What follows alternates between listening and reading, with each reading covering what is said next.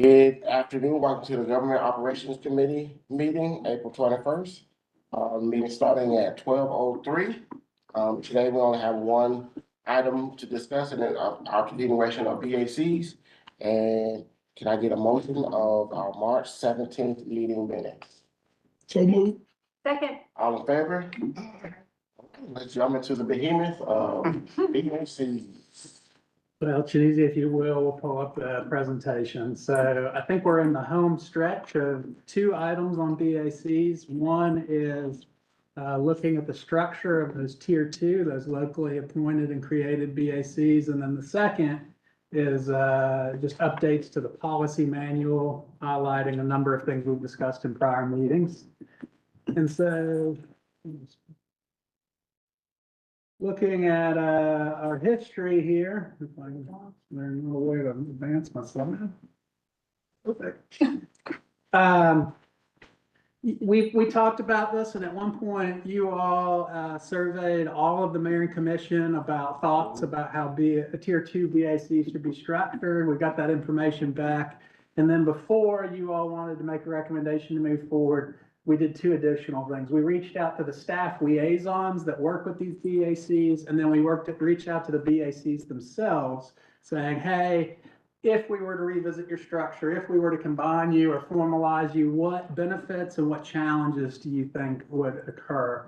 And so what we'll be discussing here today is just those combination concepts that you all previously identified, and not every single tier two or tier one. I do want to shout out communications because they did a lot of the coordination amongst the various parties on getting this information back to us. So just a reminder, the Construction Board of Appeals, this first chart that you see is what the commission's take was. And so there was a pretty strong feeling that we could combine this and specifically look at the hearings board. Again, that combination was not so much hearings board related, but the Construction Board of Appeals related. And so reached out to them. From the liaison standpoint, you're going to notice in almost all of these that efficiency is usually mentioned as a benefit. Having fewer would be less overall coordination. But two things that they wanted to kind of bring to attention. One is that specialized knowledge. So if the Construction Board of Appeals is asked to hear something, it is going to be deeply code related. You're going to have people from HVAC, electrical, whatever section of code they're in, really debating the interpretation of that code. And the other item is that it's been highly infrequent at this point. So they've almost never heard an appeal. And so if that is assigned to the hearings board, the challenge is that if an appeal comes forward, it's going to be very unfamiliar territory to the hearings board. However, there are still two alternative means that you all might consider recommending. The first is the state law explicitly says that if we don't have this function locally, that we can designate it back to DCA. DCA actually coordinates code adoption on behalf of the state. So they establish what those state minimum codes are. Local communities, jurisdictions then adopt those codes with changes. And Athens has really pursued that unified code approach. So our deviation from those codes has been very limited. Alternatively, you could assign those hearings to the administrative hearing officer, which in our case would be the municipal court judge. But that still is going to then kind of leave these highly technical discussions up to people, and we'll have to be learning them on the fly. And we didn't. Can you go back? Yes, sir. So one thing is not getting the technical piece, Yeah. but I look at it no different than when we get information. We don't always know, and we rely on the staff Sure. for their expertise. Okay. So for me, I still think to combine those would work. And again, and because we don't get that many, I just think we rely on the staff to provide those expertise. If we decide to get those to the hearing board, and they could get that information from them. So that would sort of be my opinion. Go ahead and again, I'm just one commission to combine those and use our staff for expertise and rely on their knowledge. So hearing board will understand what they're getting or what they have to approve, so. And so when he mentioned, Commissioner Fisher mentioned staff, so do we have staff that's, of course, we do plumbing, electrical, HVAC, and all those? Yes, it's important. So the answer is yes, it would be our code enforcement, our building inspection staff.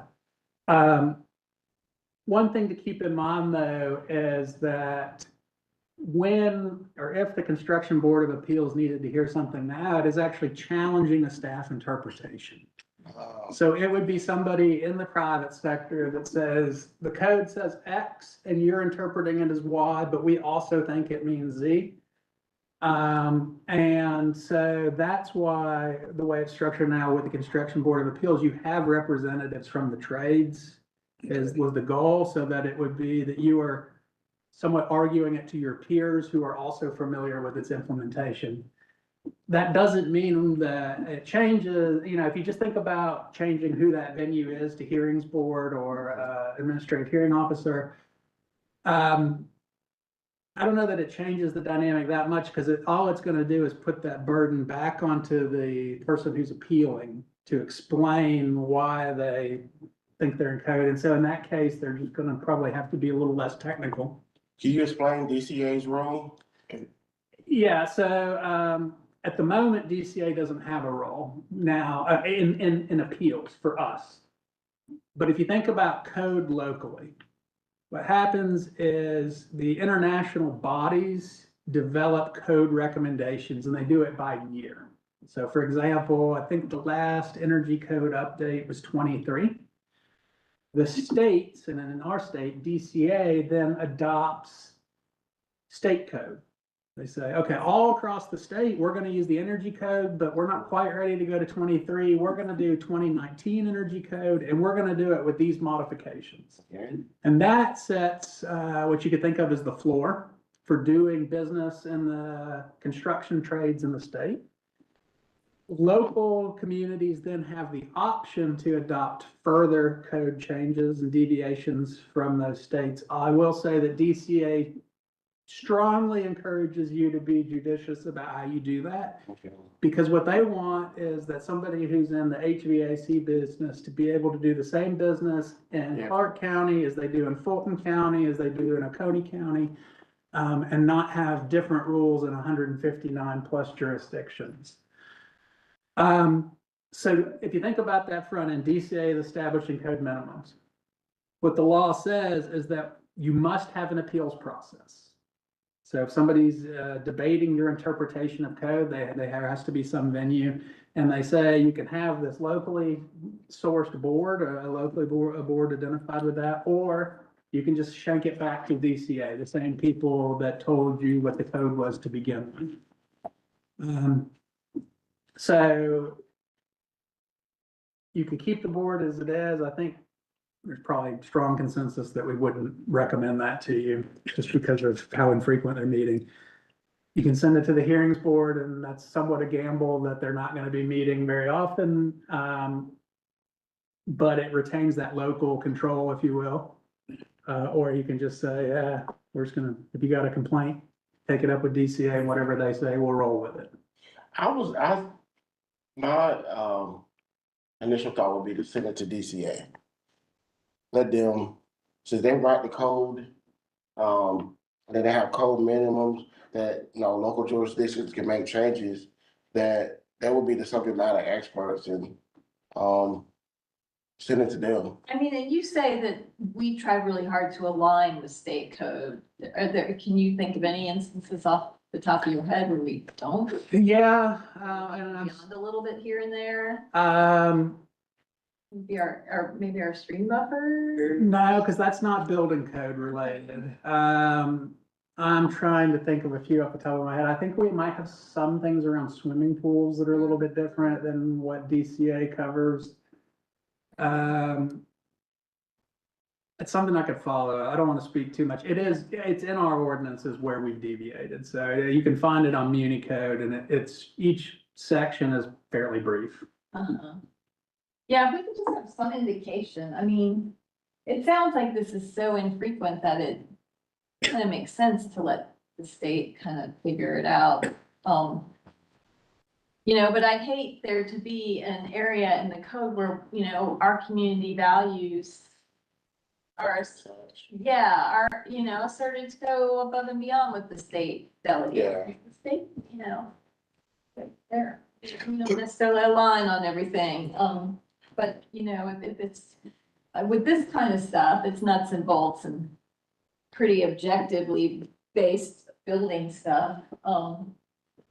It might You be, say it's probably sort of like an independent group though, right? They're a state agency. Okay, okay. So I'm just glancing at some of our codes real quick. Special rules.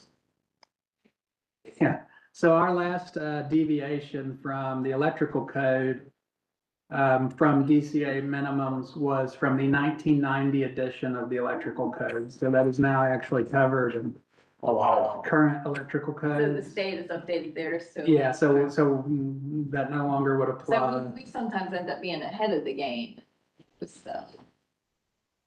Yes, and I want to be clear, my understanding is even if you divert challenges back to DCA, that does not prevent you from creating local adjustments to building codes. Yeah. Okay, DCA would just be interpreting what that means. okay, so they would interpret based on our code. They would. They wouldn't just go ahead and mandate that they just goes, okay. I mean, that makes sense. Yeah, relieves the burden from us and put it in the experts. What are your thoughts? I do, yeah. Okay. Andrew, one other thing that this group may want to know is, last year with the hearings board, the planning staff decisions, so, interpretations by the planning director of the planning code, those were moved over to the hearings board to the administrative hearing officer. And so just so this group is aware, that was something that the hearings board used to do in terms of the planning and zoning ordinances, but that has since been changed over to the administrative hearing officer.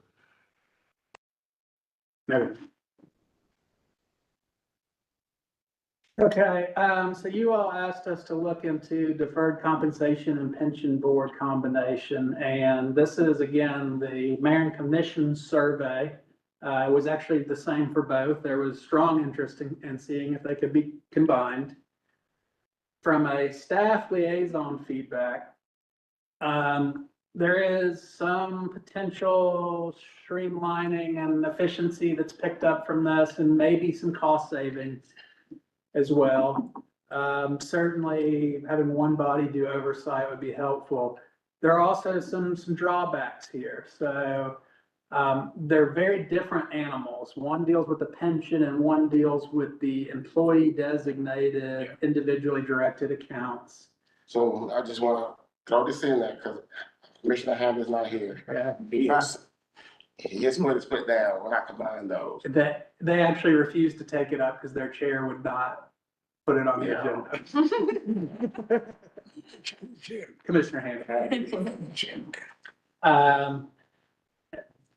And this is actually something that we looked into. I don't know, John, if you have familiarity with it. When we were creating the boards, this was a question that was broached. Could you do them both? And so the answer is legally, yes, but functionally, we would strongly recommend you not.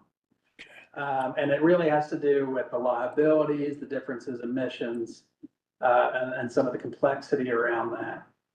Yeah, after researching, like diving deep into what these two entities does, yeah, it doesn't make sense to combine them. Yeah, so where we did get some feedback through the chairs, this was what they identified, which was pretty similar to what the liaison shared as well. Just the complexity and differences in the work and even the differences in the entities in which they work with. So Commissioner Danforth, that too, I looked at, I was using my UGA background, our retirement and deferred, so yeah, it's two different entities, so yeah. Again, we should combine.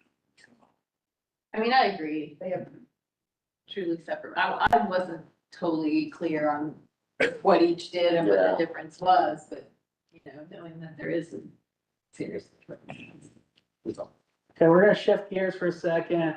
So here you see Human Relations Commission, strong sense to keep them as they are, or when there was an interest in combining them, it's really more around this one, the Commission on People with Disabilities. This is a kind of unification era commission that was aligned with the Americans with Disabilities Act. And so fundamentally what we asked, since there is no Commission on People with Disabilities functioning right now, we did ask HRC, what would it look like if you took on these roles and kind of had a more explicit charge around disability advocacy? When we look at the staff liaison, so the benefits were focus on disability advocacy, a more inclusive platform, possible drawbacks around capacity and overshadowing issues. So for example, right now, and let's go actually jump to the HRC feedback, which they said, replacement is already in our mission, and arguably it is. So I've actually looked at the HRC enabling ordinance. If you were it really comes down to how you would make the sausage if you wanted to merge them. Because if you read the HRC enabling ordinance now, disability advocacy, disability policy recommendations is already within their purview. So if you were wanting to try to strengthen that, you would be calling it out, but you're calling it out and almost highlighting it and opposed to race or gender or sexual preference or any of the other fields that they operate in. And so I think it's safe to say that HRC, the board and staff said, I mean, there's no problem if you do it, it just feels awkward. So the people with disability, the 30-member default,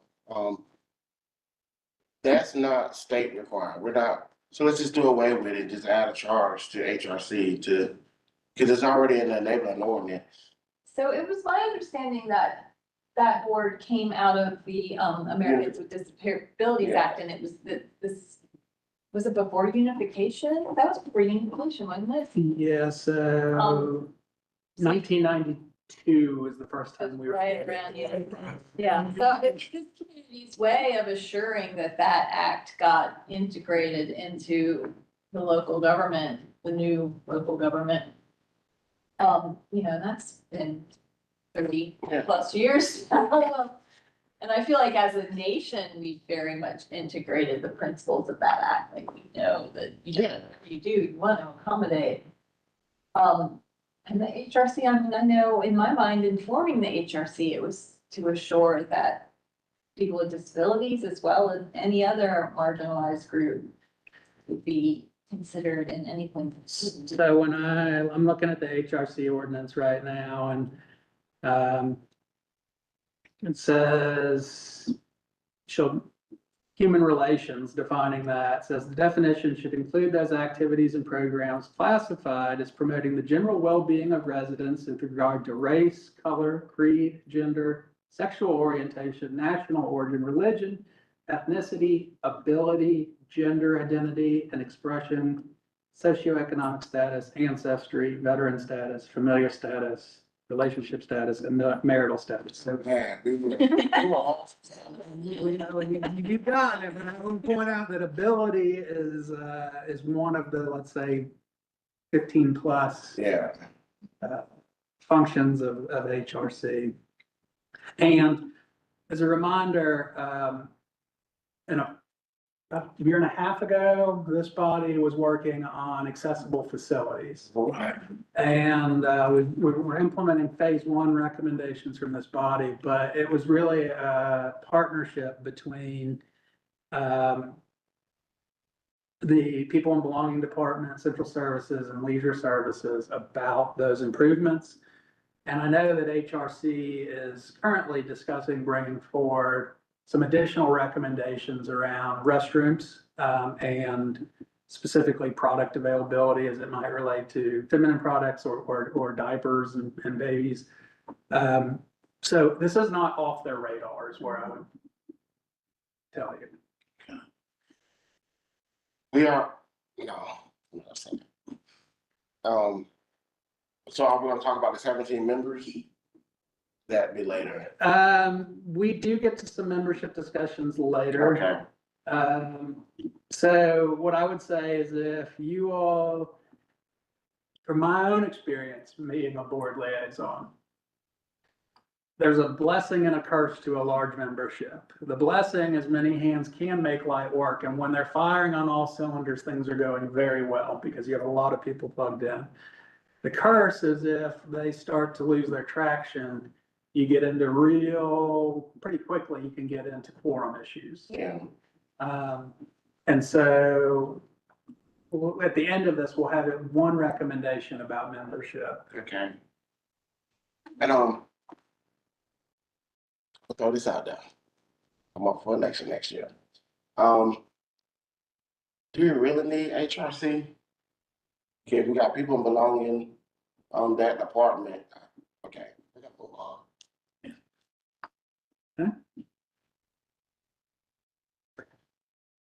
So these next 3, 4 kind of come in tandem. So Community Tree Council, there was a strong interest in looking at combining it with KACCB or the Oconee Rivers Greenway Commission.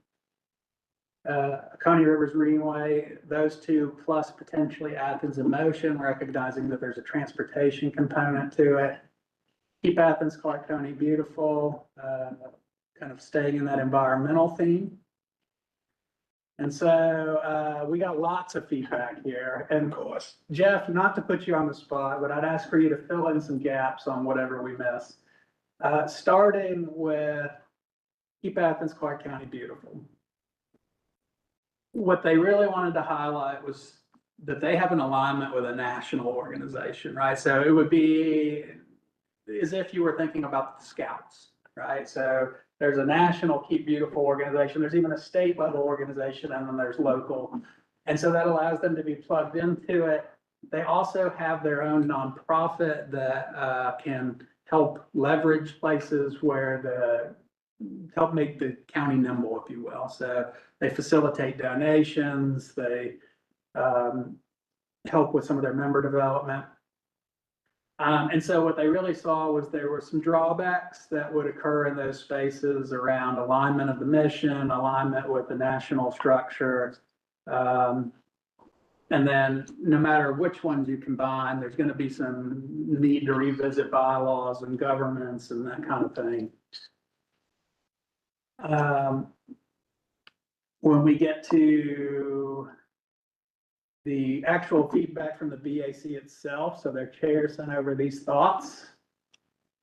Right now, if you were to think about Keep Athens-Clarke County beautiful, they're quite a large umbrella, right? So they work on roadway cleanup, and they do the daffodils and the Keep Beautiful Businesses of the Month, and they do the tool shed, which helps with a lot of other cleanup events and Rivers Alive, MLK, things like that.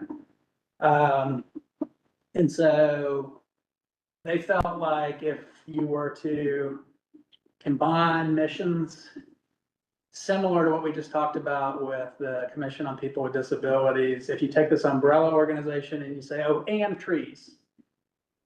Well, trees were already kind of in our wheel, like we were helping with trees.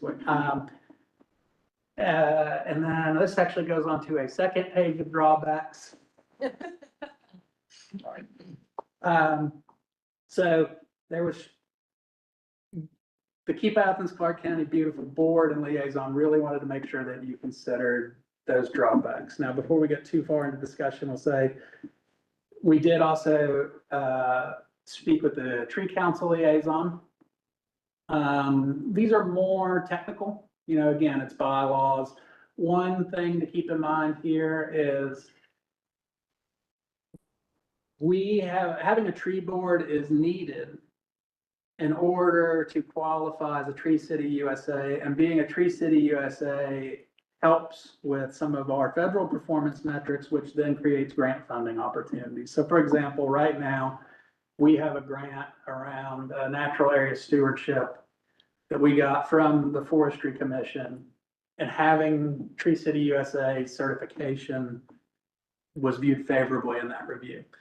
So if you wanted to do something different with the tree board, functionally you can, but you would still need to designate, well, if it was Keep Beautiful, you would say Keep Athens-Clarke County Beautiful is the officially recognized tree board of Athens-Clarke County. And so again, it's similar to that HRC, Commission on People with Disabilities stuff.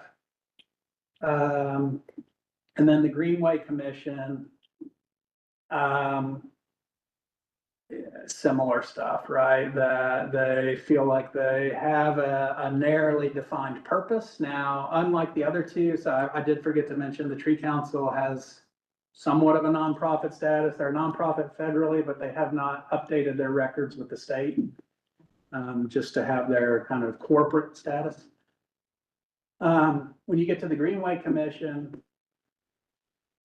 they have this narrow focus, and so if you were to move them with trees, yeah, you kind of get there, right? If I was going to recommend to you, if you really felt strongly about combining them, I would put greenways and trees under a broader umbrella.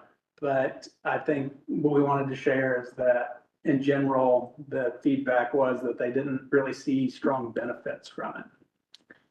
And I will also say, sort of as a general theme, I think throughout all of these is that we, for those that are really kind of what I would call a high functioning BAC, you know, they sort of had the feeling of, look, we're doing really well. We're not having any issues. We're not, you know, we feel like we're doing our things very well, and tended to be less receptive to a combination, just sort of across the Yeah. board.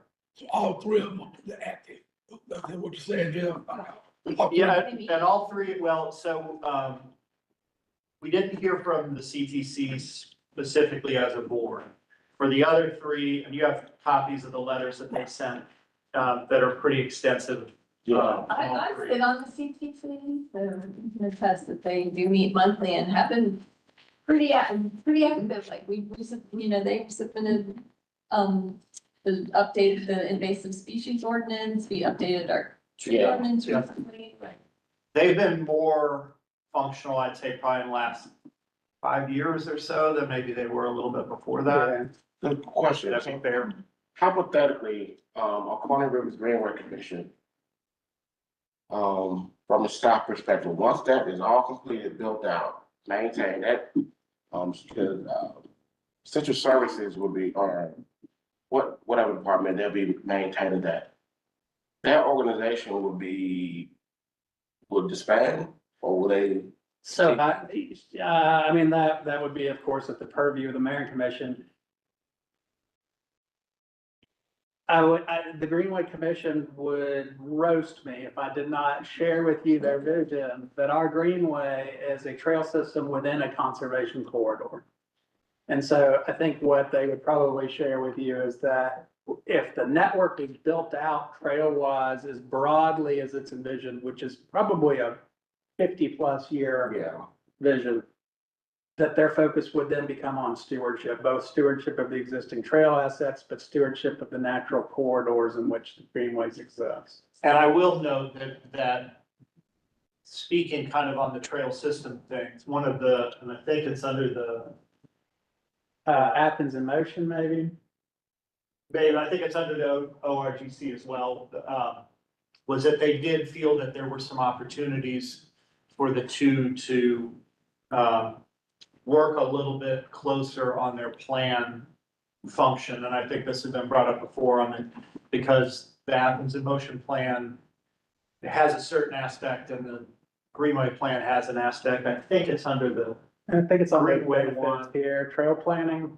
that was one of them, yes, but the ORGC also, I think under their kind of alternate one, did mention, yes, we do see a need to, see if I can find a phrasing of it. But basically that they felt the need, that they felt it would be useful for some plan combination. Now, I think there may have been a little bit of differentiation on that, but, so Athens in Motion was interested in acquiring trail planning is sort of the verbiage they used on that. Whereas the Greenway did feel that, would be to combine their concept maps, their approved concept maps. So that was one thing that the ORGC did sort of recognize. And maybe there's some better ways for some of these concepts for the future to be more combined into one document. Yeah. So what I'd like to see here, like, rather than combining the organizations, giving them a directive to meet periodically all together, so they can then bring forward recommendations to us, or they can share information on how, I mean, because sitting on the tree council, I realize, I mean, they all overlap. On the tree council, we want to see street trees. But every time you widen a path or add a sidewalk, you often have to take out street trees. I feel like getting these groups all in the same room together, maybe twice a year, they can help develop policies on how each of them can move forward in their missions and how we can interpret projects that come out of any of those groups, or, especially when it comes to street trees and incursion on environmental areas.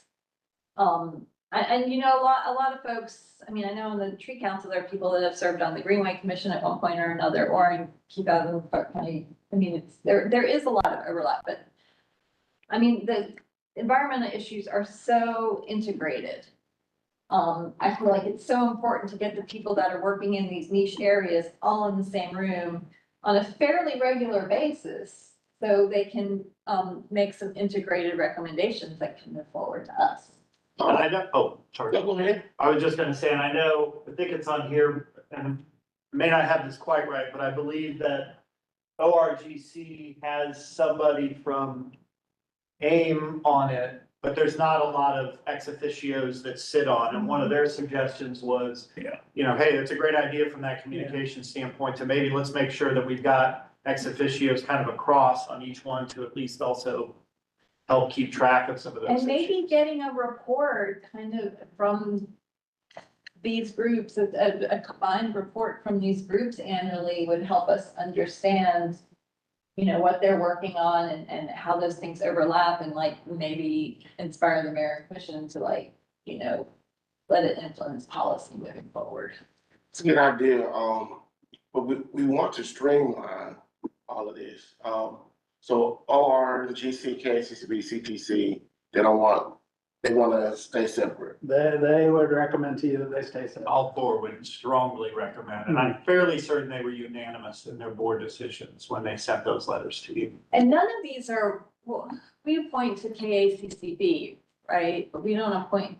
You appoint them. Home is UGA. Yeah, ORGC has 5 UGA members. So I like your idea, Commissioner Lake, about maybe they having some meetings together as they on board and reporting back, or reporting back to us once or twice a year to say, hey, this is what we're working on. I like that idea. So maybe to make it easier, allow like the Greenway Commission to appoint its own members, like the Arts Commission does. It does. I mean, we approve it in the end, and the hospital authority, Does Greenway Commission, they don't do their pre-screening now? No, I believe all three of these do. Yeah, I think CTC does its own appointment process that you all I knew approve. that. Yeah. Well, you're right. ORGC does the same, I believe, and KCCB does the same. Athens in Motion does not. They don't. I think I think they're the only one of those four that doesn't. All right. So, but I'll double check that. what are your thoughts on having ex officio members on each of these boards that are on other boards?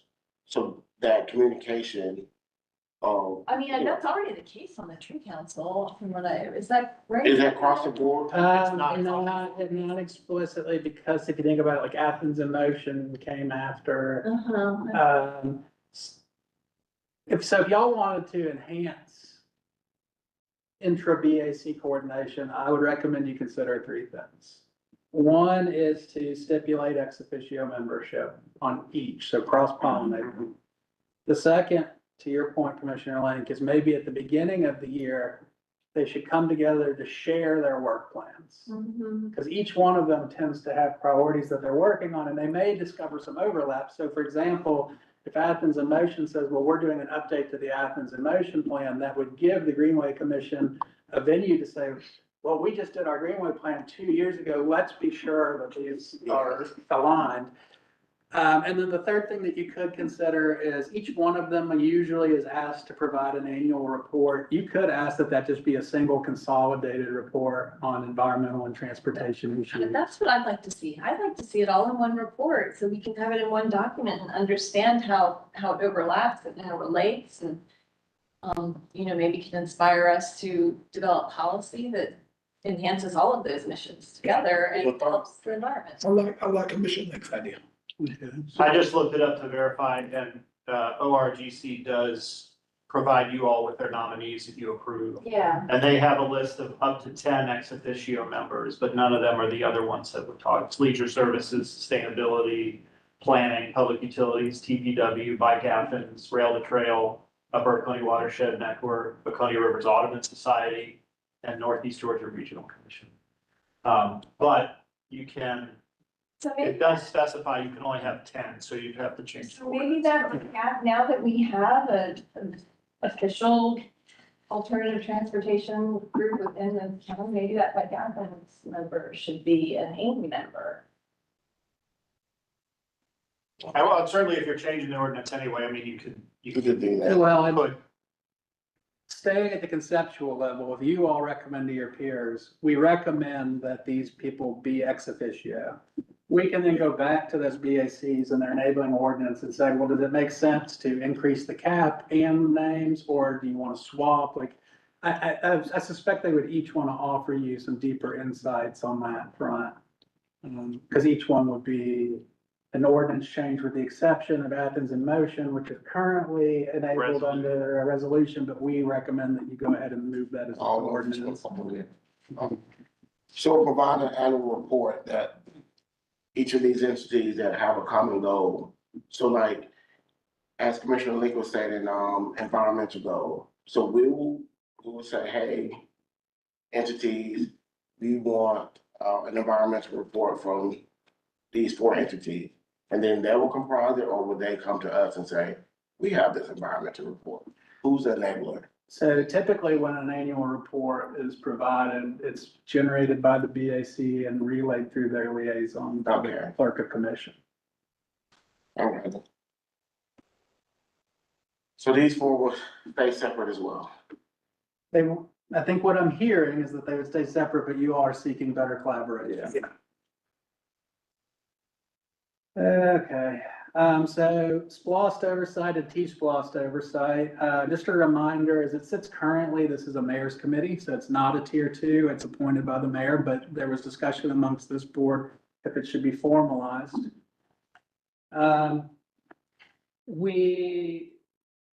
It's a mixed bag here, quite honestly. So there is some defined benefits here, stronger oversight, more broad knowledge of the different programs. More and more often in my tenure, we've been mixing funds from SPLOST, T-SPLOST, and maybe others. And so a lot of times, as it sits today, one initiative may have to go before both groups to get a sign off as part of the review. So there's definitely some efficiency there. With that comes some just change of familiarity. So you're gonna possibly lose some institutional knowledge, because one thing that the Mayor and Commission would have to decide if they want to formalize this is, how is your membership selected? Right now, what's happening is those individuals who volunteer to be on the selection advisory committee stay on for implementation. And in the world of SPLOST 2020, that's a 8+ year commitment. And so, and then you have this question of, while it is absolutely good to have people that were part of those discussions remain on, it'd be like, well, Andrew, you told me you were gonna do X, how did we get here? I don't know that that's the single qualifying measure of what makes a good oversight member, just like similar to the audit committee, you tend to have people that are just inquisitive and want to learn about large institutions and that kind of thing. So, but you would definitely be changing it by formalizing it as an ordinance. So we got somewhat diverse feedback. To be as transparent as possible, I think SPLOST, which is a little higher functioning, said, we're good. We don't know why you're bothering us with this. T-Splost has struggled with their quorums, and so they said, well, it might be helpful if we got together under a single umbrella. So the manager's office recommendation is that you formalize them as a single committee. But I want you to know that that is in contrary to the wishes of the SPLOST committee as it exists now. So what I remember, the mayor, he just asked each commissioner though for recommendations, Mhm. although he makes the appointment. Yes. He added that stuff for recommendation for these committees in the past. Yes, but they're actually two separate committees. So what happens is right now we have a T-Splost 26 referendum. And so the mayor has gone to each commissioner and said, who would you like to appoint? And then has made those appointments. Their charge is to recommend to you all a package for a T-Splost referendum. And then once that's decided, to help promote it prior to the referendum. At that point, the referendum is voted on, that charge is done. It's dead. What then happens is the mayor has set up this oversight committee. And the mayor has, throughout time, has picked from the original committee to do oversight. But they are not bound to. So each of these committees, a future mayor could just say, we don't need that. Yeah. And sunset it. Or could come in and say, well, I know that this committee seems to be working fine, but I want my people at the table. Thank you all for your service. Here's how I'm going to. I think that as part of the charter, it has that, if I remember, it had that distinction to do that. Right, yes. So we would, I guess my question would be, we have to change that in the charter though. If, again, you know, whoever the mayor is, we can change that in it. If the charter gets changed to say, should be a mayor and commission function. No, because the mayor would still have the prerogative to establish a committee. What you all are saying, if you do this, is we want one or two established VACs that are authorized in ordinance. Okay. And in that, you can then decide what you would recommend on membership. So there's three ways that your tier 2 VACs get members now. You do an all call for interviews, and then that selection committee makes a recommendation. You have a few that we've discussed today that do their own recommendations to you. So Tree Council, Greenway Commission. And then there's one right now, the TAD committee, that the mayor makes a recommendation and the commission votes on it. Actually, no, they don't vote. The mayor just does the choice. I'm sorry. Yeah, so the mayor, that's the one series of committees where the mayor has that sole authority on membership. It's essentially a naming convention is what it comes down to. Being that it's a committee, that's one of the things that the mayor can appoint is the committee. And that's why some have been changed, like the Solid Waste Advisory Commission versus committee was to clarify, no, this is an ordinance-based one.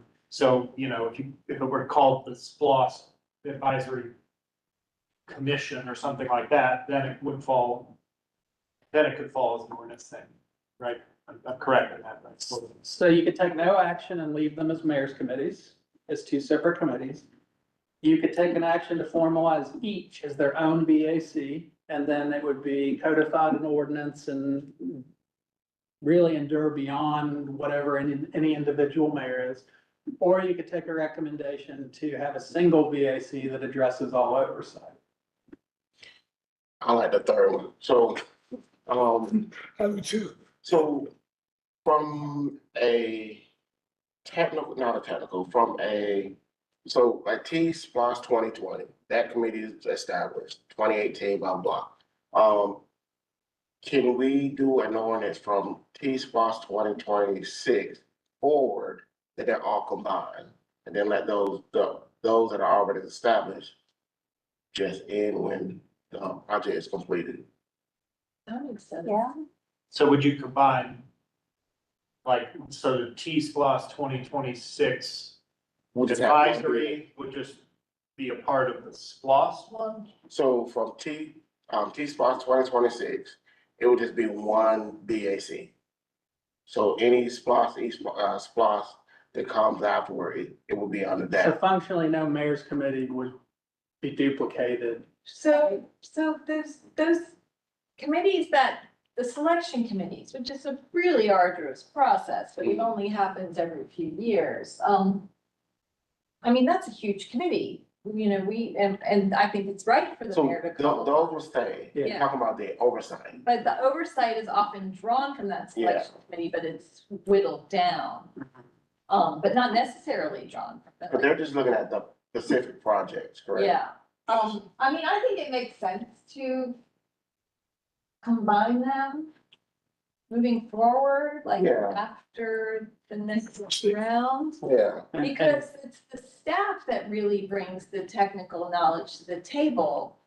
You know, the citizens are there, you know, for more community feedback and, kind of esoteric input. You know, the staff has the nuts and bolts, Yeah. like fiscal and engineering information and all that. So clarifying question, because what I'm hearing is we would have a single committee, but it would really start with all T-Splost and Splost oversight moving forward. Yeah. So 2020 and T-Splost 2018 and T-Splost 23, which are functionally the same committee, still sunset. Well, they would stay the same.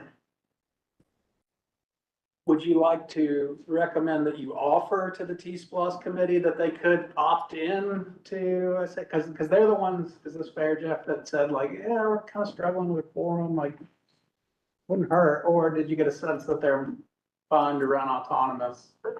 I mean, I didn't get much feedback from them. The chair did write. I don't know if it was actually a vote because they have had quorum issues. Yeah. I think, again, it comes back to sort of the high functioning, not as high functioning BACs to where they were more interested in combining because they felt that could kind of help them do more, where SLOSS, which is pretty high functioning, was not as keen on it. People, that's a query. Why would one be more high functioning? They're essentially. I don't know, honestly, I haven't been as tied into the Okay. T-Splost committee, cause in sort of my limited work with the SPLOST committees over the years, they've seemed to all be pretty good, so I don't know exactly what the problems are here. I will say that one thing that SPLOST did know, is that, there has been some challenges sometimes with vacancies being filled.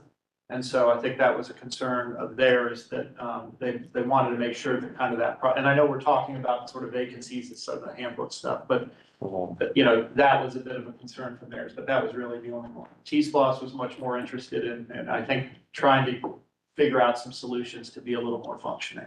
I mean, I think that, transportation projects just aren't as sexy as a new library. Stretch a sidewalk, it's nice to have it, a library, it's really cool. I mean, I will also say, and again, like, this isn't getting too much in the nuts and bolts, but obviously, you know, SPLOST, this one anyway, was a lengthy SPLOST. I fully suspect that some, if not most of the people will be on there the entire time. Yeah. So there is a lengthiness, although I think they thought that was a benefit because they've come to work well together and have some knowledge. But there will be some things of figuring out, you know, well, what would a term limit be on this and how would kind of that process if you have somebody come in the middle of a project. So I just want to point that out, that I think that was one of their concerns. The reason they're functioning so well is because they've been together for so long. Yeah. So combine, give an option of T-Splost of opting in. 26 though, I think. Yeah, it's just starting in for this current T-Splost. Okay. Well, what we'll do is But the mayor he has a charge, he can override this, right? I don't actually know that the mayor can, right? Because you're a committee that sends a report back. So that gets on the agenda by the fact that you're a committee. Now, the mayor can still make through the charter, all of the committees the mayor would like to make. Okay. Because I did at one point envision a chaotic bad mayor that would just duplicate every committee and name. Chaotic evil, is that what it is? Yeah. Well, now you just. Okay, we're in the home stretch. So currently we have 6 TAD advisory committees. These also are an odd duck that they started as a mayor's appointed committee and then they were adopted by ordinance. And so one of those things that's remained is that the committee members are appointed by the mayor. However, that was something the commission approved. Staff liaison feedback identified efficiency and kind of uniform oversight, streamlined processes, but at the drawback of kind of local control and insight, right? So right now, each one of those TADs has residents and business owners that represent that district or that area. So, and I was thinking about this last night. So, combine them all together, each commissioner, would get to each commissioner get to appoint, one person for that, a body of 10. So you have one TAD, instead of having 6 advisory TADs, you have 1. And each commissioner will be able to appoint, president, and maybe the mayor be able to appoint someone. I just want to get that out before I forget about it. So the only thing I would say about this, and this is probably a question for Courtney, is that I don't think there's any other BAC that's appointed in that fashion. It's either an appointment process or essentially you do that as a recommendation to the mayor who Okay. generally kind of receives that. I think it should make clear. Yeah, but Do that as. yeah, but we appoint to TAD. Yeah. So that, I mean, I think that's a good idea, but I also feel like it's important to make sure that there is equitable representation, of people that actually live in those TAD areas or who are, very ingrained into those areas. And I know that some districts don't Have have a TAD. TAD at all in Yeah. them. So I feel like, the commissioners who have TADs in their district should have a little extra leeway on assuring that there is appropriate representation of people who are actually impacted by that TAD. And TADs are only 7 years, right? No. I think they're much longer. 20. 20 years, yeah. 20? I will say too that, there has been, we actually did not get any feedback from any of the TADs officially, like as a body, and I do know some have had problems with quorum. Yeah. But like, even when we approve most of these TADs that are sitting in recommendation, they're pretty much the same. It's like, Well, I think there's really 2 key points that a TAG committee is plugged in. One is on the development of the priority projects list, and so that's what's been coming forward to you all as kind of the early work. And so, yeah, it seems like there has been some focus on infrastructure has been one that seems to have been a common theme so far, but that doesn't mean that the remaining TADs would be that focused on those. And then once those priority projects lists are there, that's what's shared with property owners and developers to say, well, if you're seeking TAD funding support, financial support, we would encourage you to look at this list because this is the list our commission has adopted. Once you have proposals coming back, what we haven't really formalized but should is what's the TAD committee's role in that? So it would seem to me that once a formal proposal for TAD funding is requested, that the committee would make a recommendation to the mayor and commission, yes or no, as far as how you might choose to vote to allocate those funds. To get to the ahead of ourselves, so the staff sees it as having that localized knowledge is really important on the community priority list.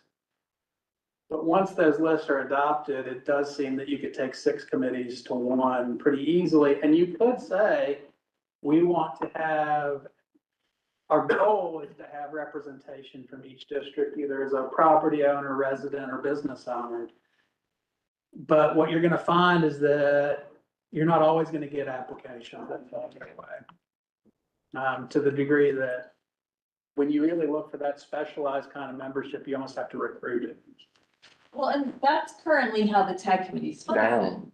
I mean, I know the mayor appoints those committees, but he does reach out to us for recommendations. I mean, I've definitely given recommendations for members. That might not be the case, you know, with your chaotic admin.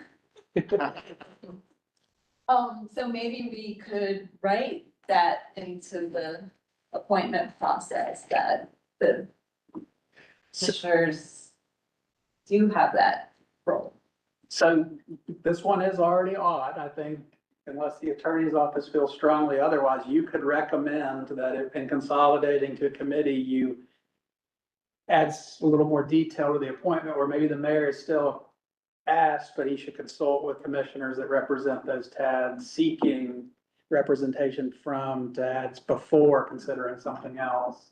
Or allow the mayor to appoint X number of members and each commissioner to appoint a member, you know? I'm trying to take the power away from Kevin. Yeah, well. I mean, you know, because to have kind of these, membership that might have some expertise or institutional knowledge, you know, people who have had experience on these committees for years and years and understand how, either TAD works or SPOS works or whatever. I think it is important to have those institutional knowledge representatives on these committees, as well as, you know, kind of random community members who live in the areas that are impacted. What are your thoughts? 6 times, that everyone has 5 members, 4 members? Each of 7 members. When you look at it from a functional standpoint, to me, like one TAD should maybe suffice for this community. With the thought that a commissioner will be able to appoint someone and make sure we have great representation across the community. And if the mayor still wants to appoint 3 or 4, that'll be fine. But I think each commissioner have opportunity to appoint somebody to the TAD, just have one TAD. And that will represent, you know, and again, now to Commissioner Lincoln, comment and point, some commission districts don't have TADs. So is there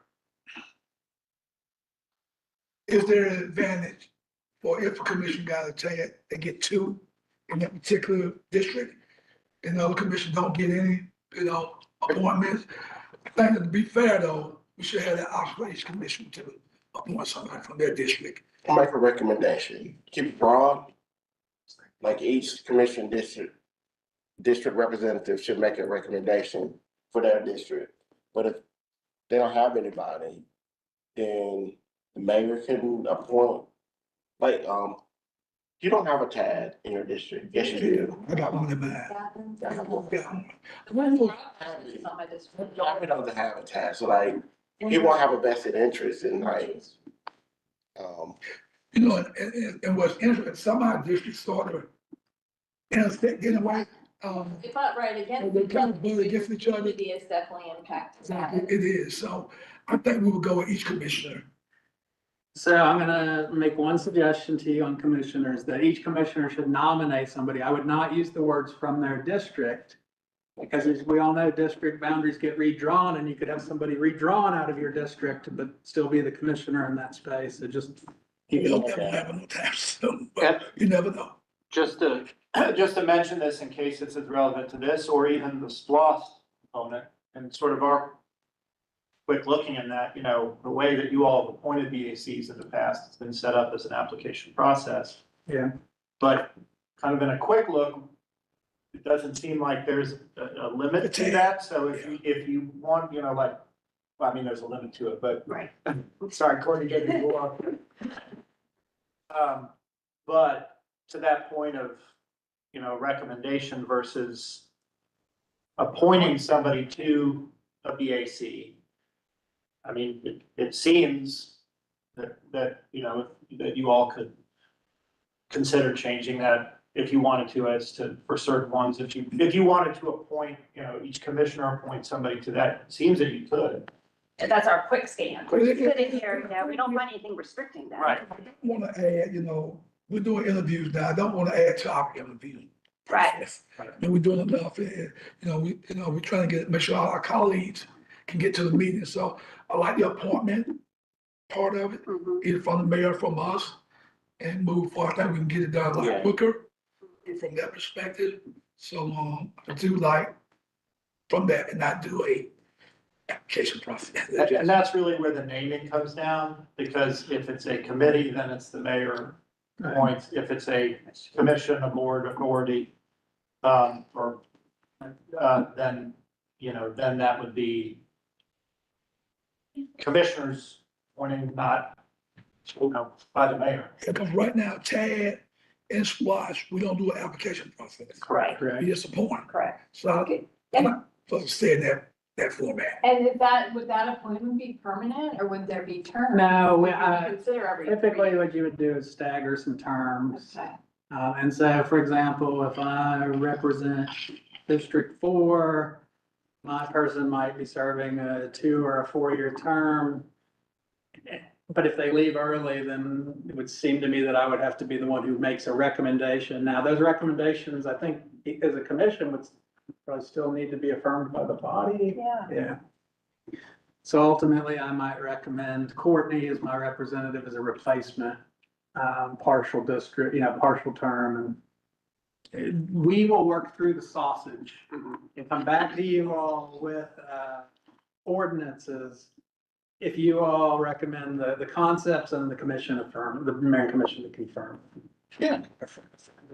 And I will say too, that the other thing about kind of the naming and the mayor versus the commission part will also come into play with some of the handbook stuff, because that Yeah. would only apply to kind of the certain tier BACs, not to committees.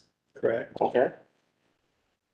So this was our initial recommendation. I'll see if I can summarize what I've heard from you all today. So Construction Board of Appeals, I heard delegate to DCA, pension and deferred comp, no change, Commission on People with Disabilities, sunset.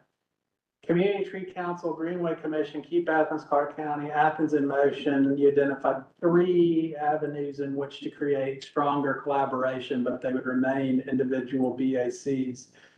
I do want to highlight, we would recommend that you reduce the tree council membership from 15 to 12. That reflects close to their current membership now, and would help them on their quorum front. We have a trouble meeting. Historically, that's been, Why not 7?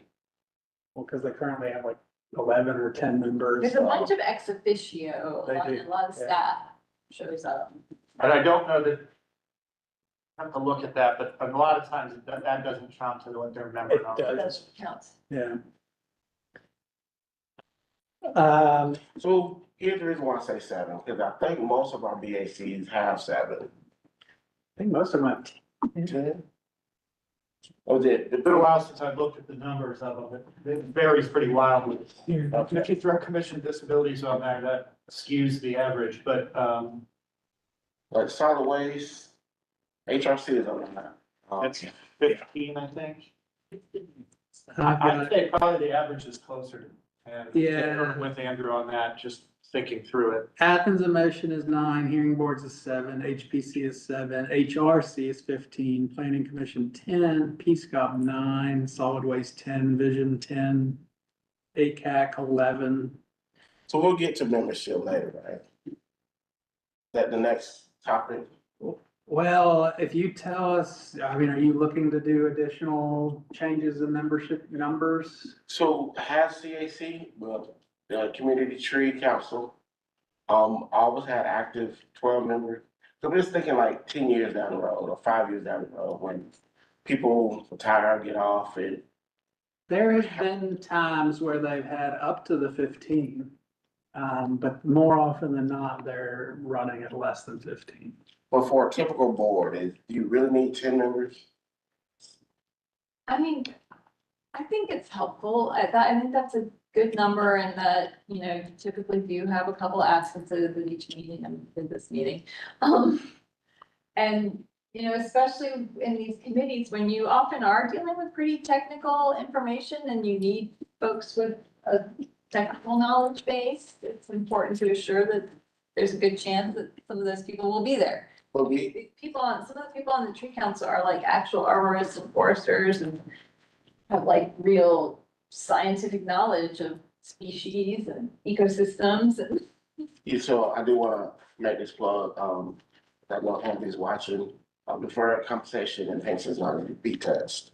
I will say, just as a reminder on CTC, that, you know, you don't do the interviews on those. Yeah, so, but we started the meeting with a discussion about how a lot of members, can have quorum issues as well as the mission of the objective can get diluted.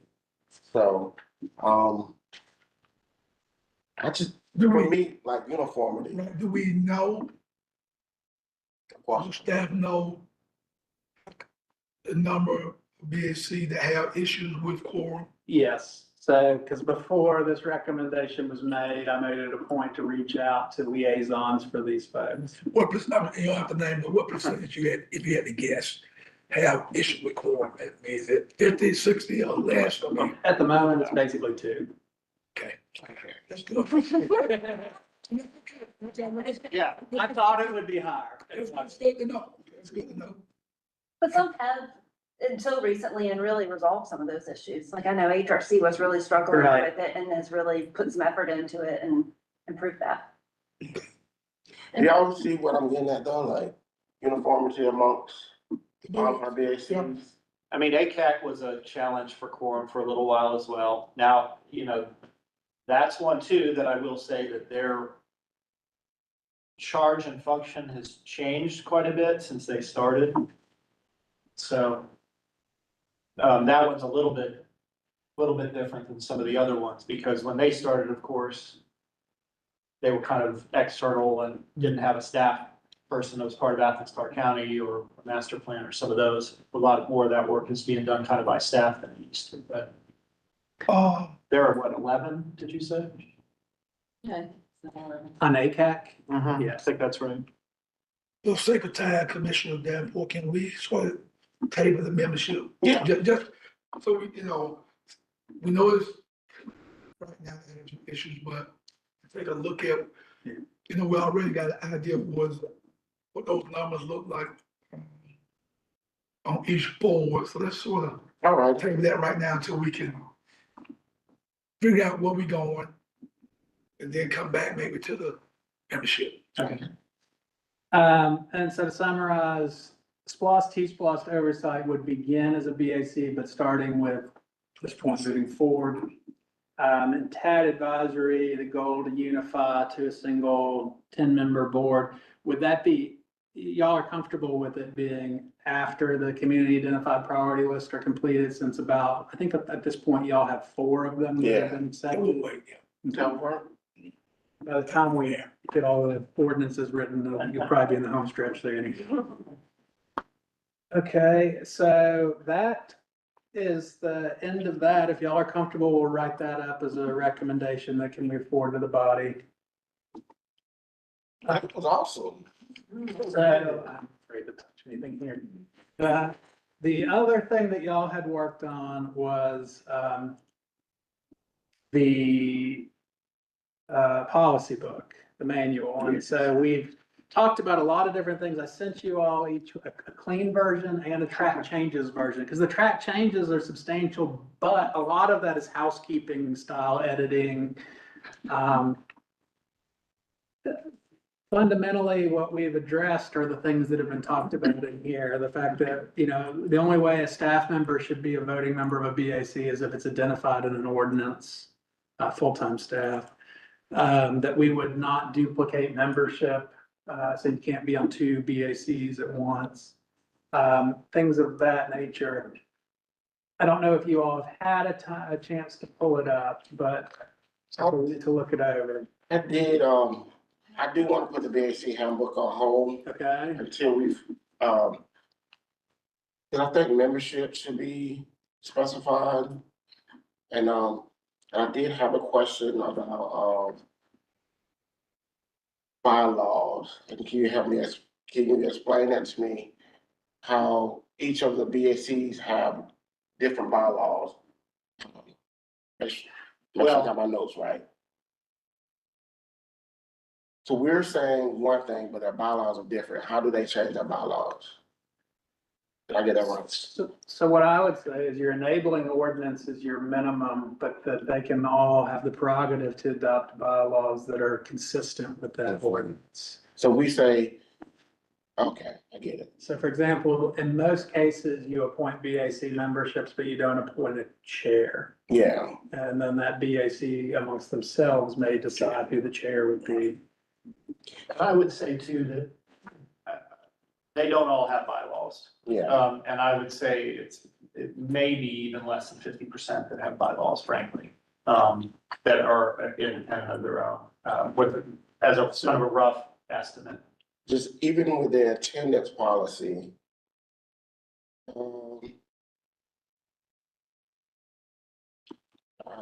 Let's see fun, but I made notes last night. So I know with some, like Peace Call, if you can't miss more than three, can we just put you go through your presentation, it'll come to me, but, Well, our presentation here is basically just going through the document. okay, I mean, I can tell you that, like, for example, if in the book, there's some language in there about attendance at meetings, because that is a concern. But some of those bylaws may have a more strict attendance policy than what you have. And that would be okay, at least according to the way it's sort of been structured now. It could be less than this. can do that, okay. I'm not naming that organization, but there's an organization that you could miss 3 in a year. But ours is twice in a year with the doctors and those. Well, no, that's just for, that's actually not for being replaced. That's simply for, similar to you all for virtual attendance. Right. Okay, That's not for, and I will say because of all the changes, like, there's still some stuff we probably will be looking through and tweaking a little bit more in here too, but okay, that's only for virtual attendance where you have to be out of the county or sick. okay. But I think the numbers in here that we have currently were, 3 consecutive meeting or 50% of the last year's meetings. Or a total of 6 of the last 12 meetings. If you missed that, then you were eligible to be removed. But Okay, there was still that appeal process and it would go through you all for that. all right. So, sorry for interrupting. Well, sure. Yeah, so Jeff hit that on the head, the attendance, there's really 3 things that would trigger an automatic removal. One is a relocation outside of the county. Second is failure to complete that training within 180 days. And the third is absenteeism, which is defined as 50% of the last year's meetings, 6 of the last 12 meetings, and that's where we left it, right? Yeah. 3 consecutive meetings. Now, again, Okay, that may be that's fine. tweaked as to what those numbers are, but that's what's in there right So now. that's what was proposed. So if you hit those triggers, then you probably not a great time for you to be a volunteer. And some of the challenge I will say with that too, is that some of the extreme variation in meeting frequency. So it was an attempt to kind of Yeah. capture that, like the vision committee meets like twice a year. Mhm. So that's more challenging than somebody that meets, 12 times a year and figuring out some of those things. And Peace Corps meets monthly. Right. It's official. So in that case, if you missed 3 in a row, or you missed 6 of the last 12, then you would kind of be Yeah. eligible. And they've been pretty consistent. I have to give, they've been pretty consistent with their attendance. And people don't come and make recommendations to go ahead and replace those folks. And then we did have an appeal process that was put in place for those automatic removals. So if you felt like, hey, my mom was sick, but better now, I don't think I should have been removed, there is a mechanism in which you can do that. The other thing that we've put in here is the expedited reappointment process. We'll get to that in a minute.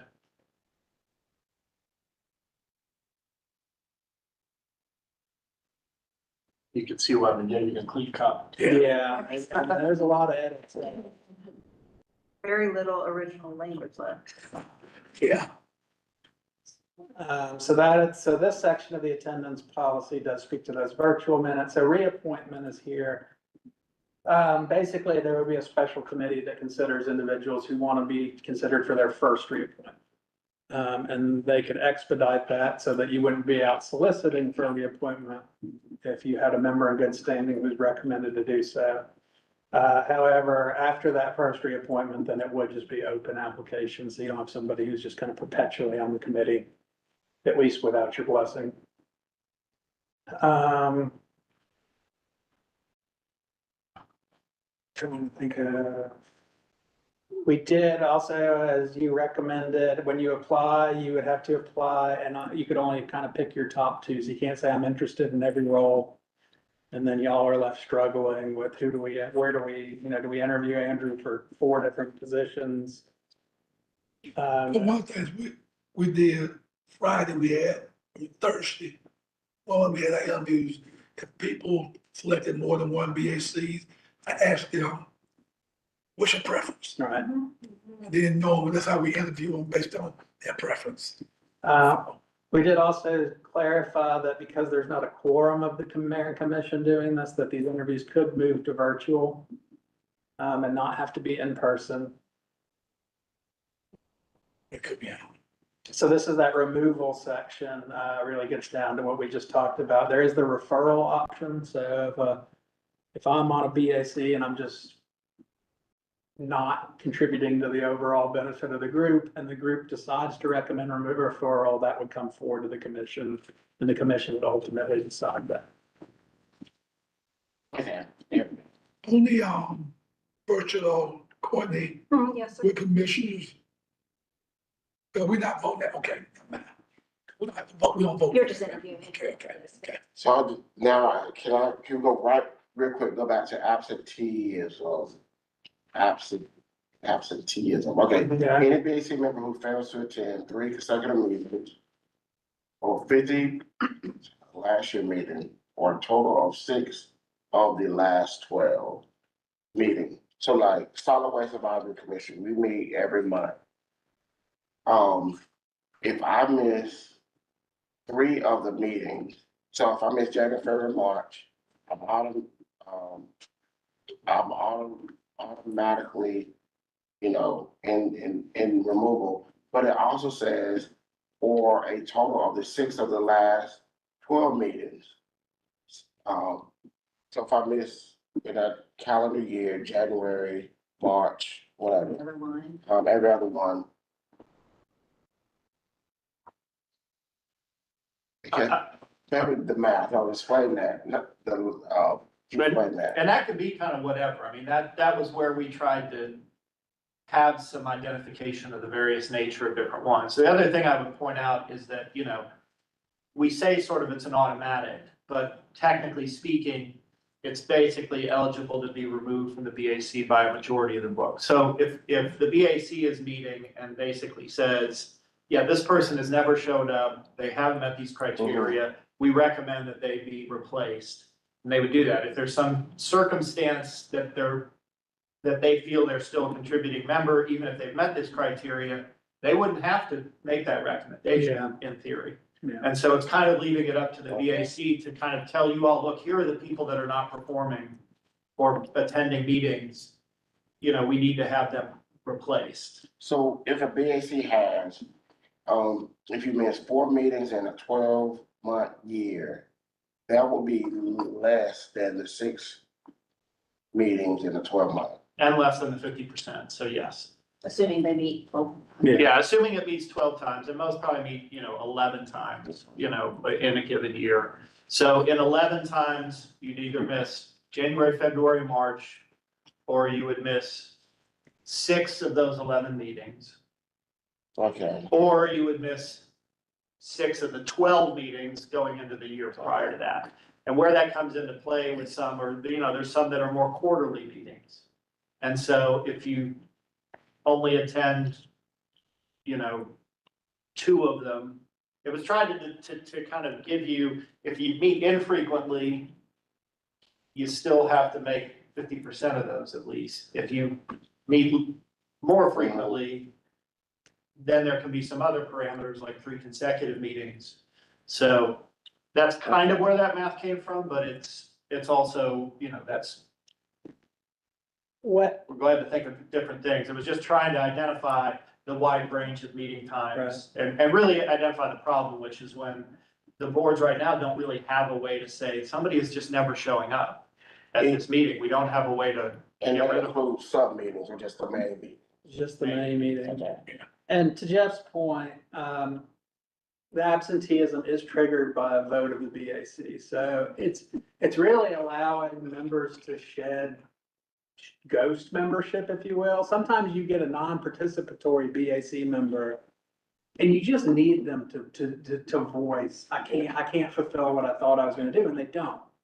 And so they're still on the quorum, but they're not contributing to the body of the work, and you're not able to refill them. This allows the board to pull off that Band-Aid and say, Jeff hasn't been here in 4 months. Like, we just got to call it done and let the commission refill the spot.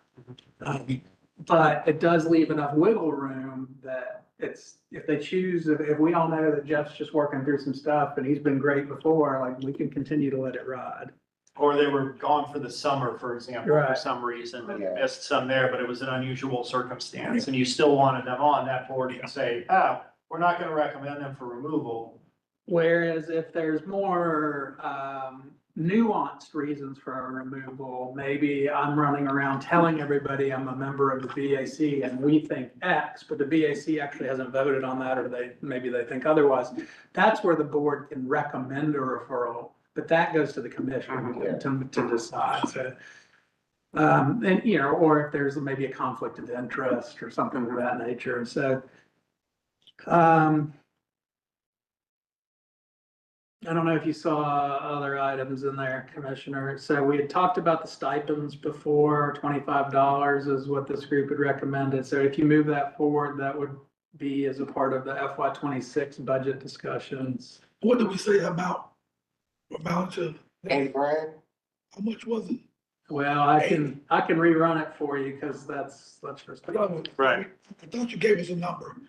There, we did have a number, I mean, that was including, I think, like, commission, here's what's on the book, so like 30 members for the people on commission with disabilities, so that number have changed a little bit. Okay. And for like, had some of And those. this is for every board in authority, right? And we're not allowed. Yeah, Tier the ones we two. can, Two. yeah. Right, so and we would not be addressing state. Yeah, I'm saying. So if we take out, I'm just doing a quick update of what you all had. To your point about bylaws, while he's doing that, Commissioner Davenport, Mhm. the note in here is it can't adopt bylaws that conflict, Okay, and that you have to file a copy with the clerk of commission. But there's you all don't have to approve the bylaws. Again, that's what's in here Yeah. currently. so if there are some BACs that are in conflict, once this is approved, they have to change theirs, correct? Yes. I would Change it. I'm looking at. I would think that this would trump their. Yeah. Yeah. Are there some that you I are don't aware know. of? Okay. So if the commission accepts your recommendations around structure, so TAD's going to one and going to just one oversight committee, things of that nature, the budgetary impact would be it would be $47,000 a year. And no, and I guess it just make sure we, ex officials would not be getting. Correct. And there would be, and it wouldn't be like a monthly thing. There was some talk about doing that. Quarterly. Right.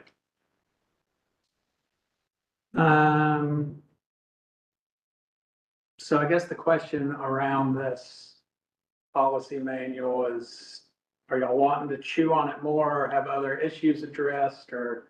So we are running out of time. Can we put this on hold to our next meeting? 'Cause I did want to get into the social media Okay. and the social media aspect of it, Okay. but I know that's gonna take some time. But All right. we have BACs to get to, actual BACs.